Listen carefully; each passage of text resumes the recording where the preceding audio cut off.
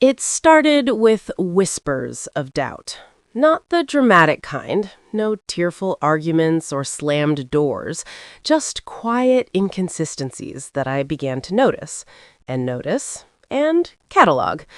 We'd built a life together, solid as a joint bank statement, married under that wooden arch, promises exchanged like line items on a ledger.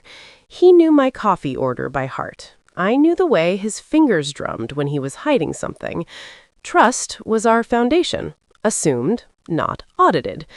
But then, the first clue, a missed anniversary dinner. Work ran late, he said with that easy smile. I nodded, but filed it away. Clue 1. Next came the cash withdrawals, small at first, $200 here, $300 there, grocery runs that didn't match the receipts. I started a notebook, not for confrontation, but for patterns. Clue 2, the ATM slips he crumpled too quickly. Invoices began to appear that didn't add up, expenses for client lunches with no follow-up emails. His phone screen flipped face down every time I entered the room. I didn't accuse, I observed. Clue 3, the late-night glow from his study, shadows of spreadsheets he swore were boring projections. I cataloged it all in a private app on my phone. Dates, amounts, excuses. It wasn't paranoia, it was preparation. Accusations are for the unprepared. I was building a case, silent as a savings account accrual. Months passed. The clues multiplied like compound interest. Flipped screens became encrypted apps.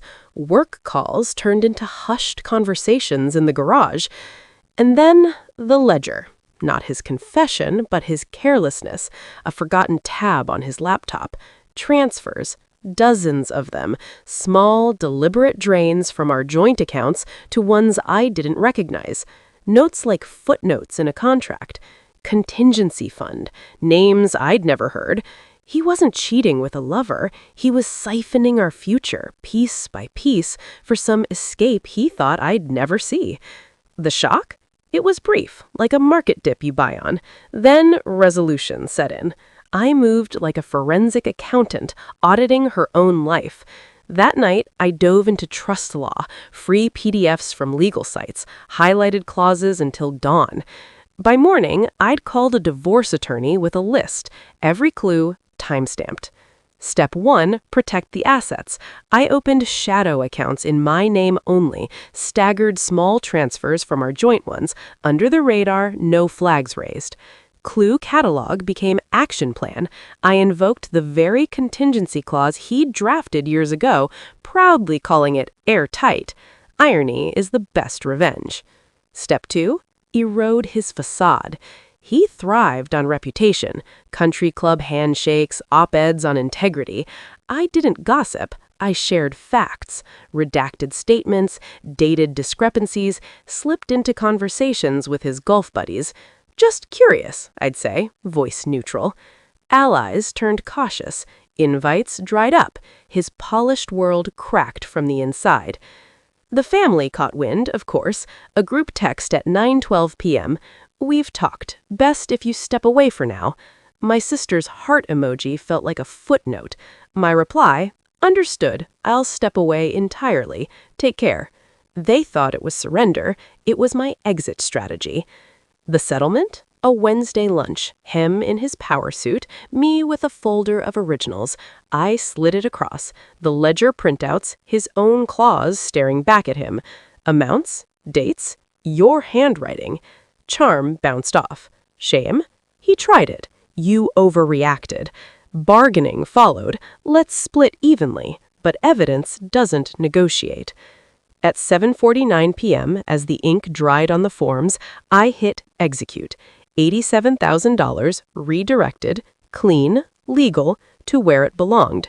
His text at 9:05, where did it go? Mine, to where it belonged. No fireworks, just a timestamp. Confirmation. The roses bloomed on our terrace 2 weeks later, indifferent to the rearranged balances. The group chat? Silent. His club event? He wasn't on the list. My mother called, voice frayed. Why so far? I paused, ledger open in my lap. I didn't go far. I cataloged what he started and closed the book. Now I sleep with the satisfaction of balanced sheets. That notebook? It's archived under Lessons. Every entry a reminder. Clues are currency. Collect them early, spend them wisely. Financial infidelity isn't just theft, it's erasure. But when you catalog every shadow, you rewrite the ending. Quietly, legally, finally.